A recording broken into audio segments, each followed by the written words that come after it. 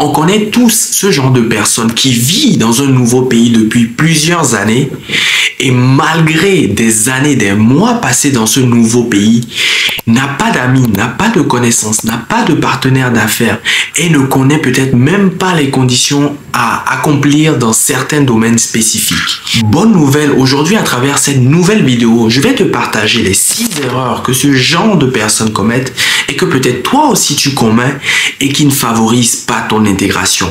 Tu es certainement intéressé. C'est dans 2 secondes.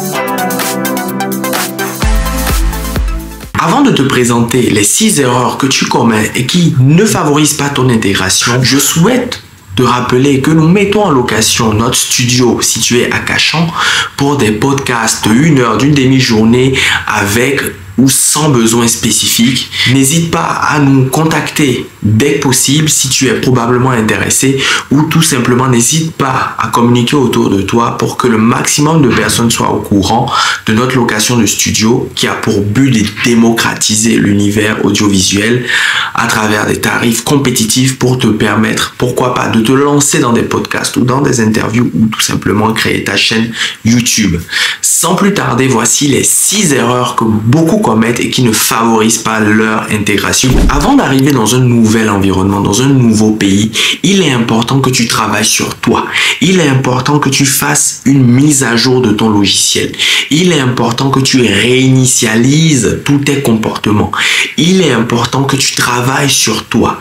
Et pour ce faire, il faut que tu sois quelqu'un d'ouvert, quelqu'un qui est prêt à changer ses mauvaises habitudes. Depuis que je suis en France, depuis plus de 10 ans, j'avais certaines habitudes que j'ai développées un peu en partie à cause de l'environnement dans lequel je vivais. Et une fois arrivé dans l'Hexagone, je me suis rendu compte que ces habitudes n'étaient pas bonnes pour mon épanouissement, n'étaient pas bonnes pour ma réussite, n'étaient pas correctes.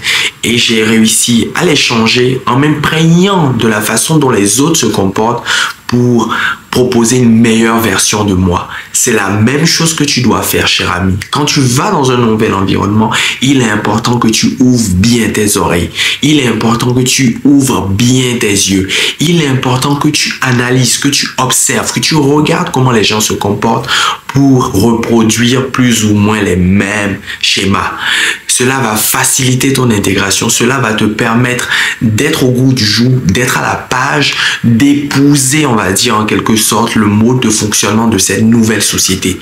Si tu n'arrives pas à faire ce travail en étant ouvert, en étant critique sur toi, tu vas malheureusement rester tout seul durant tes nombreuses années effectuées à l'extérieur et ce sera bien dommage. Quel est l'intérêt au final de voyager si c'est pour rester tout seul? Quel est l'intérêt de voyager si c'est pour au final rester avec les mêmes gens qui ont la même mentalité que soi? C'est bien triste et je pense que tu mérites bien plus. L'autre comportement que tu as certainement est le fait de ne pas s'intéresser aux gens. Je m'explique. S'intéresser aux gens ne suffit pas à envoyer des questions bateau. Ça va? Qu'est-ce que tu fais dans la vie? Tu fais quoi après? Où tu sors? Non, ça c'est des questions bateau que tout le monde peut poser. Il est important que tu poses des questions réfléchies. Il est important que tu t'intéresses réellement aux gens, que tu ouvres tes 2 oreilles et que tu enregistres les informations que cette personne te transmet. Il est important que tu poses des questions vraiment personnalisées. Comment tu te portes? J'ai appris que tu as fait un accident. Comment tu te sens? J'ai constaté que tu parles souvent de ta mère. Qu'est-ce que tu apprécies chez ta mère? Est-ce qu'il y a une raison particulière à cela? Tu travailles dans le secteur médical. Qu'est-ce qui t'a poussé à travailler dans ce secteur? Bref, il y a de nombreuses questions qu'on peut poser pour montrer qu'on s'intéresse vraiment aux gens, qu'on a peut-être mené des réflexions, qu'on a peut-être réfléchi, qu'on a peut-être posé des questions à d'autres personnes qu'on a en commun avant de poser ce genre de questions. Cela va vraiment être apprécié et cette personne va vraiment te prendre en compte. Et quand cette personne te donne des réponses à tes questions, prends le temps d'enregistrer, d'écouter, d'être concentré. C'est très important. La concentration se travaille à travers la lecture, à travers le sport. Pour ma part, pour m'assurer que quelqu'un écoute réellement ce que je dis, à un moment de la conversation, je fais celui qui a oublié ce dont je parlais et je pose la question à la personne où j'en étais, de quoi on parlait, pour voir si cette personne suit réellement et pour savoir si je ne perds pas mon temps. L'autre erreur que beaucoup font est de ne pas, à la suite de la première erreur, du premier mauvais comportement, est de ne pas se mettre à jour au niveau des habitudes, au niveau de la culture de cette nouvelle société. Par exemple, on t'invite à une soirée. La moindre des choses est de te renseigner sur cette soirée à travers les connaissances que tu as.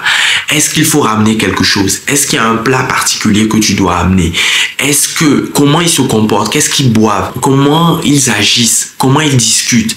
Comment ils se comportent? Il ne sert à rien de venir à chaque fois aux soirées, aux anniversaires et ne jamais rien ramener alors que tu es le gros mangeur, tu es celui même qui peut-être ramène des choses à la maison. Non, les gens en ont marre des profiteurs. Les gens apprécient beaucoup leurs semblables qui font l'effort de leur rendre l'appareil, de leur tendre la main. La vie, c'est un échange. Et si tu es juste là pour profiter dans toutes les situations, crois-moi que malheureusement, quand bien même des gens auront envie de traîner avec toi, à un moment, ils en auront marre et ils vont claquer la porte.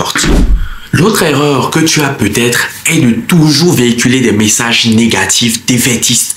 Je m'explique. Tu as peut-être du mal à trouver ton stage et la seule excuse est que les gens ne t'aiment pas. Les gens sont racistes. Il y a trop de chômage. Il n'y a pas assez d'offres de stage. Les recruteurs sont trop durs avec moi. Les gens ne supportent pas les personnes négatives. Elles ont besoin de joie autour d'elles. Elles ont besoin de positive parce que la vie est déjà assez stressante, assez négative. Tous les jours, il y a de mauvaises nouvelles. Il y a des situations, des histoires stressantes, embarrassantes, tristes.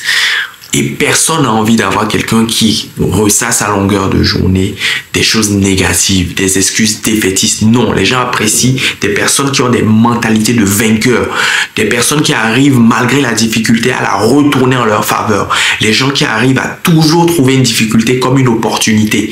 Cela, les gens apprécient beaucoup.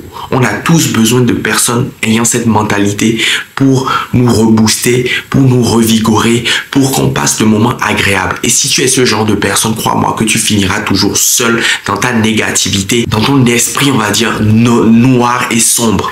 Le comportement que tu as et qui va à la suite de la précédente est qu'il est important de véhiculer des valeurs plaisantes. Les gens aiment suivre des personnes dans lesquelles ils se reconnaissent. Les gens aiment partager des valeurs, de bonnes valeurs avec les autres. C'est ce qui crée le socle, c'est ce qui crée la fondation d'une bonne relation.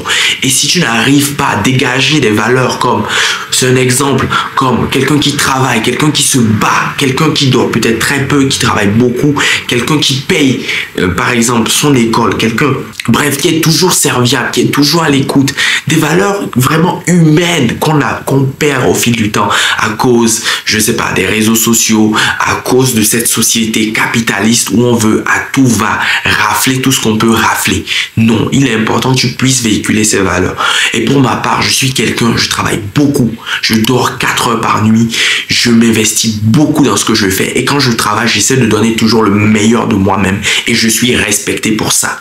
Mon entourage, les quelques amis que j'ai, parce que oui, il faut choisir aussi ses amis, me respectent beaucoup pour ça. Mes collègues me respectent beaucoup pour ça.